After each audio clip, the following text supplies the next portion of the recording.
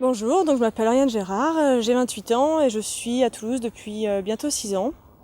Je suis community manager au sein de l'agence Xprime Group et je travaille notamment pour des clients comme Orange Business Services, Aéroport de Paris ou encore Sage. Avant d'être chez Xprime, j'étais chargée de communication au sein du club d'entreprise de Colomiers. Catherine de la Purification m'a fait confiance quand je suis arrivée à Toulouse en me proposant ce poste et j'ai ensuite évolué vers un poste de responsable référencement naturel, médias sociaux et responsable éditorial au sein de l'agence web Agoranet. Un community manager, c'est un poste qui est un petit peu à la mode en ce moment parce qu'il y a beaucoup d'entreprises qui ont compris l'importance de gérer leur réputation, tout du moins d'essayer de la maîtriser, et l'importance d'être sur les médias sociaux. Et donc, ce qui fait que beaucoup d'entreprises créent des postes de community manager pour justement s'occuper de cette stratégie digitale. Un community manager, ça sert à quoi? Ça sert à écouter, ça sert à répondre à des questions, ça sert à être véritablement un trait d'union, j'ai envie de dire en fait, entre les internautes et les marques et leurs produits.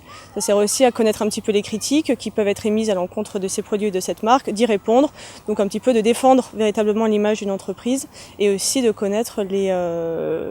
mieux connaître les concurrents, ce qu'ils proposent et leurs produits.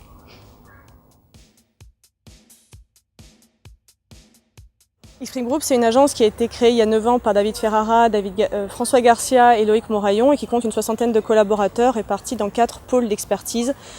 On fait notamment du community management, du brand content, du développement, de l'application mobile, de la vidéo. Et nos clients sont principalement parisiens. On compte de nombreux comptes du CAC 40 notamment. On a la chance de travailler pour Orange Business Services, on a la chance de travailler pour Aéroport de Paris, Yamaha Motor France, Sage, National Sitter entre autres. Et par contre, on n'oublie pas qu'on est de Toulouse, et donc c'est vrai qu'on a aussi des beaux comptes toulousains qui sont notamment l'aéroport de Toulouse, le TFC ou encore Panosol.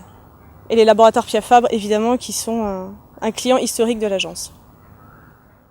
Alors la dernière page Facebook qui m'a plu, c'est la page de Ben & Jerry's, parce que dans le cadre d'un billet que j'ai réalisé pour Blogo Ergo Sum, qui est le blog de l'agence, sur les marques de glace, donc il y avait Ben & Jerry's, Häagen-Dazs et Magnum. J'ai vu la page de Ben & Jerry's et j'ai vraiment accroché sur l'aspect fun, ludique, qui reflétait totalement l'esprit de la marque et sa philosophie, notamment en parlant du développement durable, avec des petits jeux plutôt sympas. Donc véritablement, si vous avez une demi-heure à perdre dans le bon sens du terme pour la découvrir, surtout, il ne faut pas hésiter. Le dernier compte Twitter que j'ai apprécié, c'était celui d'Arnaud Auger, qui est Digital Manager chez Unilever. Donc en fait, il gère les 35 marques du groupe. Et justement, suite à cet article sur Ben & Jerry's, on a pu discuter un petit peu par Twitter. Et c'était vraiment un échange très enrichissant et quelqu'un à découvrir.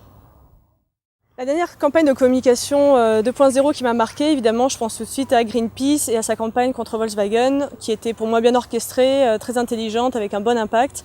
Maintenant, je m'interroge tout de même sur l'impact réel et économique que peut avoir une campagne de Greenpeace sur le business de Volkswagen.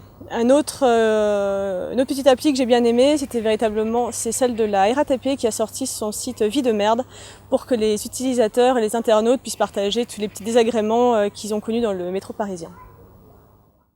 Le dernier blog vu, aucune originalité, c'est celui de l'agence blogoergosum.com, puisque étant donné que je travaille dessus et que je contribue les articles, et du coup je suis amenée à le relire quand même assez régulièrement. En plus, c'est une mine d'informations plutôt sympa, avec justement des sujets aussi variés que du graphisme, du dev, du community management, plein de choses. Je suis plutôt YouTube. Plutôt Microsoft ou Apple. Disons que je bosse sur PC, que je ne sais pas me servir d'un Mac, mais sans mon iPod et sans mon iPhone, je suis complètement perdue. Et aujourd'hui, je suis en noir et rouge, donc Stade Toulousain. Quelle stratégie adopter pour qu'Annie Cordy dépasse Lady Gaga sur Facebook et sur Twitter? C'est pas évident. Je préconiserais une petite flash mob avec Télécom Bretagne.